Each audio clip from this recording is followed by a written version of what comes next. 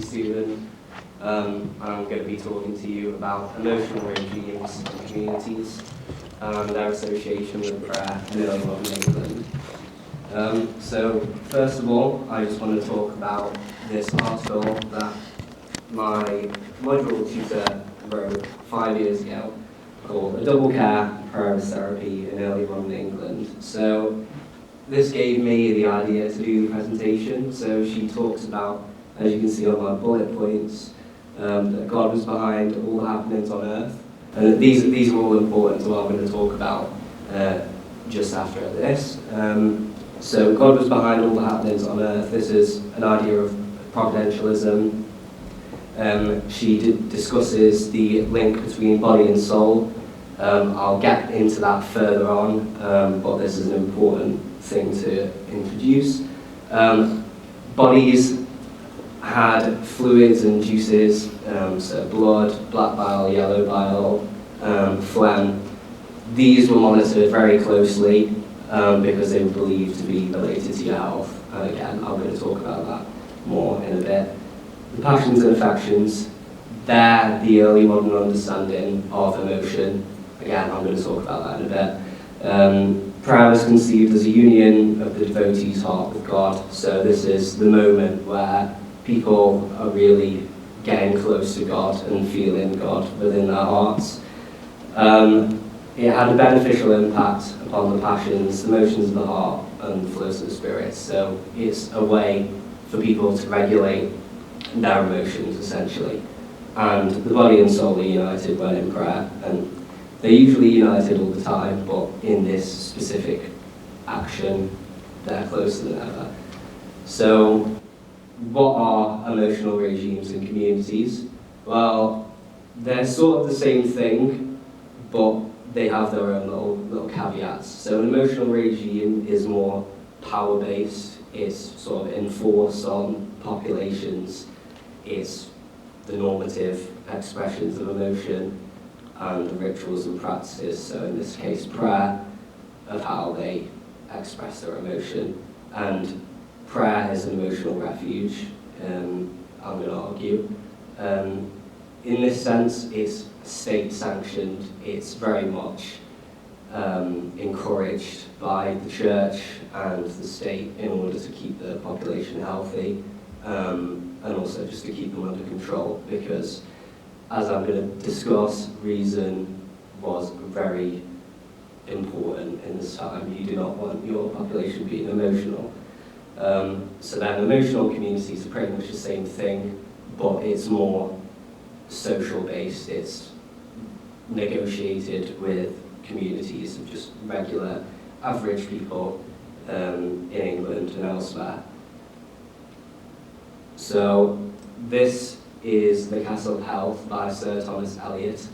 He identifies two things. Well, he doesn't identify them. That is actually the first medical book that was written in English. It was published, I think, in 1534. This specific one that I've taken is from 1595. So that just shows that it was pretty important because it was printed a lot throughout the years. So this is an attempt to show the population of early modern England how to look after themselves, essentially. So he identifies the things natural and the things not natural. So these are all things that they influence the health of people. So you've got the elements, complexions, humours, members, powers, operations, and spirits. So these are all in the body and they're natural, essentially. I'm not going to get too bogged down in the things natural and non-natural in terms of what it means. It's pretty confusing. But then, moving on to not natural, I want to focus on the bottom bullet point, the effects of the mind, their passions and affections, which are emotions. I'm going to get into why they're not the same as what we understand them to be today. But yeah. So, the first thing is the soul. So I'm going to come to the TV, I think, and the screen here just to explain. So the soul is an immaterial thing. It it doesn't exist, but it does. It's in the body, but it's not, essentially. It's this thing that goes to heaven when you die.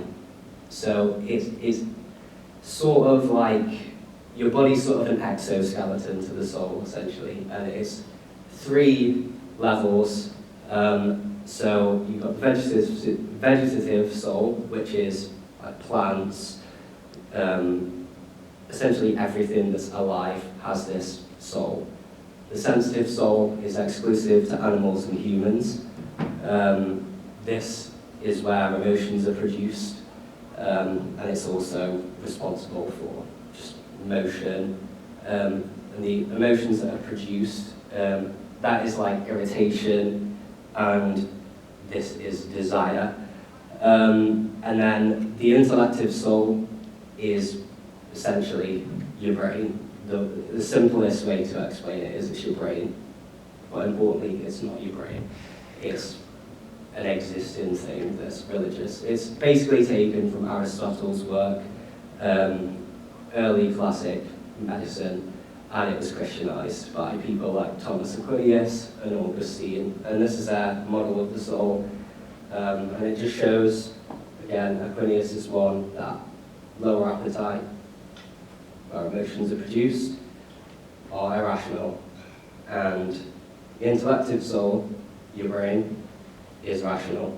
And it's also the closest thing to God. So, I don't know if any of you are familiar with the great chain of being, but it's essentially the way that things are ranked in society, and God's at the top, plants are at the bottom. And the human is one level under God, but angels, so the rational soul, intellective soul, is what is supposed to rule the body. And this is why they use prayer to regulate these sort of souls, because it's seen to be close to God through prayer, and this is how you overcome these emotions. So then, going on to the things natural, you've got the 4 humours, which are blood, black bile, yellow bile, and phlegm. These all influence your complexion, which is the big image of the person in the middle of the screen. So these are all essential identifying characteristics of people. It's essentially your personality, its temperament, and it's influenced by time, so your age, gender, and the geography, because it's all linked in with the idea of the 4 humours. It's essentially the way to explain disease, and everything in your body is given a complexional quality. So the brain is cold, and the heart is hot. I'm not going to get too deep into that, but this is all just important to understand why and how this prayer functions as a way to regulate your emotions. So then we've also got the spirits. So these, like the soul, these are a vapor that moves through the blood. There's 3 types: natural, vital, and animal, and these are essentially just a vehicle of the soul in the body. This is how the soul is materialized in the body, essentially, through the spirits, and they each have their own function. So the natural spirits are in the liver, so that's how the liver functions properly. Vital spirits in the heart, animal spirits in the brain. So the body is essentially structured by these 4 humours and spirits, and these are all monitored very closely in terms of keeping up good health.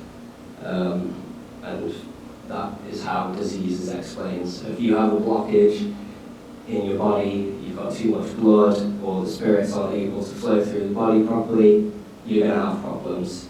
And as emotion is important towards this health, you do not want it to cause any blockages in your body at all, or you're going to get sick. So here we go, we're finally at emotions. I want to highlight that you've got the passions and you've got the affections. And these are the passions here, but I just want to set out the difference between the 2. So passions are probably the closest thing to an emotion now. They're involuntary, they just happen, they're an immediate reaction to a stimulus. You don't choose them. And then you've got the affections, which are voluntary, and they essentially live in the rational soul, I believe. So this is a way of directing your passions towards God, staying in control, staying healthy, and not having bad mental health. And as you can see from the text on the left, that's from Thomas Eliot again, and he says, if your passions and affections of the mind are immoderate, they annoy your body and shorten your life, and you lose your estimation. So you just go crazy, essentially. And that also links back into your complexion. If you're melancholic, you're crazy, essentially. So these are all linked together. They're all cause and effect. There's not, the body doesn't influence the soul singularly, it's all reciprocal, it's cause and effect relationship, everything is interlinked together. So then, I think I'm getting into the prayer now. Okay, so, tears. They loved to cry because prayer supposedly, they believed, warmed the heart. As I already discussed, the heart is seen as hot, so having it hotter just shows that you're more healthy and you're close to God. And these are seen as true devotion. So if you weren't crying, you weren't praying effectively, essentially. And they also believed that tears were an effusion of spirit itself. So it symbolizes you've got this blockage in your body and you're praying for health and safety. You're getting really into it and crying. You're stopping the blockage. Everything's being vented from your body. And it also showed the presence of the Holy Spirit in your body as well. So God is with you. God is going to help you get better. He's going to give you better mental health because He's behind all the happenings on earth. And I also want to highlight the holy affections. So these are considered like the most morally superior emotion that you could have at the time. They were described as euphoric and sweet. Everybody wanted to experience these holy affections. So then we move on to pregnancy.